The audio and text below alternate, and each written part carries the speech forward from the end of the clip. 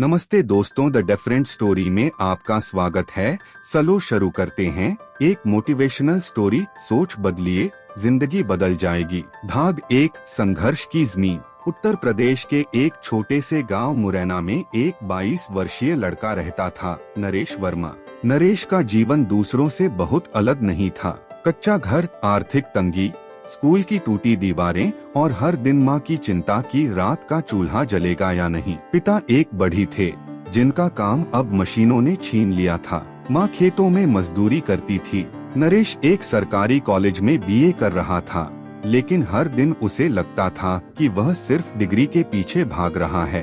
असल में उसकी जिंदगी कहीं जा ही नहीं रही। एक दिन वह चाय की दुकान पर बैठा था और एक अखबार में छपा एक वाक्य उसकी आंखों में अटक गया। सोच बदलोगे तो मंजिल खुद नजदीक आ जाएगी। नरेश ने उस लाइन को फाड़कर अपने कमरे की दीवार पर चिपका लिया।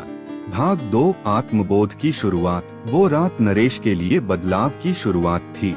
उसने खुद से सवाल पूछा, क्या मैं वही कर रहा हूँ जो मुझे करना चाहिए, या मैं बस दुनिया की भीड़ में बह रहा हूँ। अगले दिन से नरेश ने एक डायरी शुरू की, मेरी नई सोच। हर दिन वह उसमें कुछ न कुछ लिखता, चाहे छोटी सफलता हो या असफलता। वह सोचने लगा, गरीबी मेरी कमजोरी नहीं है, यह मेरी ताकत बन सकती है।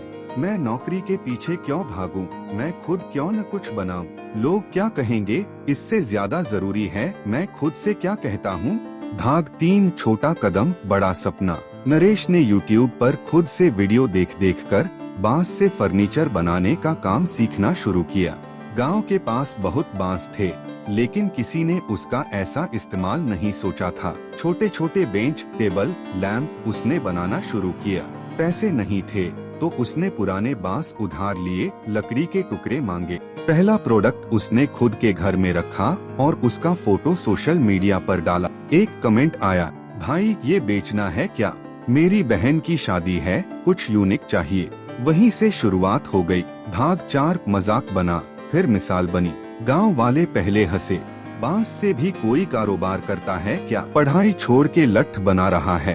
पर जब 3 महीने बाद नरेश ने गांव में पहला बैम्बू आर्ट स्टूडियो खोला, तो वही लोग चाय पीने आने लगे। नरेश की सोच अब सपनों की नींव बन चुकी थी।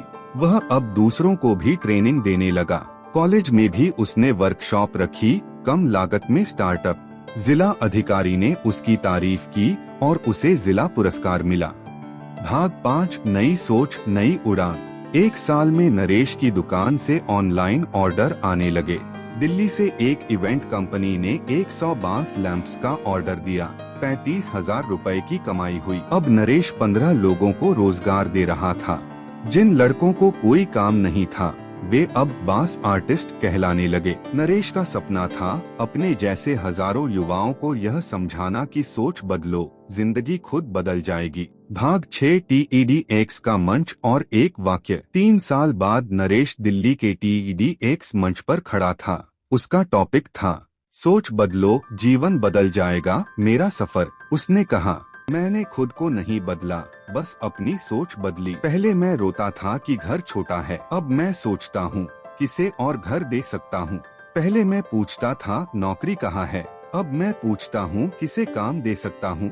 श्रोता तालियां बजाते नहीं थक रहे थे। उस दिन नरेश सिर्फ एक गांव का लड़का नहीं था, वो प्रेरणा बन चुका था।